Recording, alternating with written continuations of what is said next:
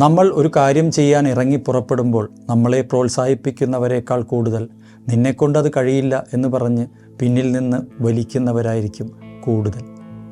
അത്തരം വാക്കുകൾ കേട്ട് വഴിയിൽ വെച്ച് സ്വപ്നങ്ങൾ ഉപേക്ഷിച്ചു പോയ എത്രയോ പേർ നമ്മുടെ ഇടയിലുണ്ട്. എന്നാൽ ഈ നെഗറ്റീവ് വാക്കുകളെ എങ്ങനെ നമ്മുടെ വിജയത്തിനുള്ള ഇന്ധനമാക്കാം എന്ന് നോക്കാം. നിങ്ങളെ പരിഹസിക്കുന്നവരോട് തർക്കിക്കാൻ നിൽക്കരുത്. കാരണം അത് നിങ്ങളുടെ സമയവും എനർജിയും കളയും. അവർക്കുള്ള മറുപടി നിങ്ങളുടെ വാക്കുകളിലല്ല, നിങ്ങളുടെ വിജയമായിരിക്കണം. നിങ്ങളെക്കൊണ്ട് കഴിയില്ല എന്ന് പറഞ്ഞ കാര്യങ്ങൾ കഠിനാധ്വാനത്തിലൂടെ ചെയ്തു കാണിക്കുക. പരാജയങ്ങൾ വരുമ്പോൾ തളരരുത്.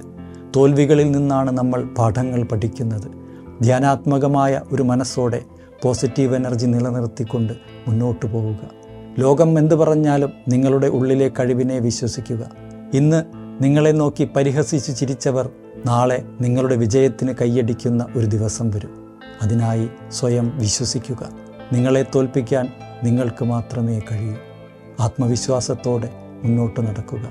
വിജയം നിങ്ങളുടെ കൂടെയുണ്ട്. Thank you.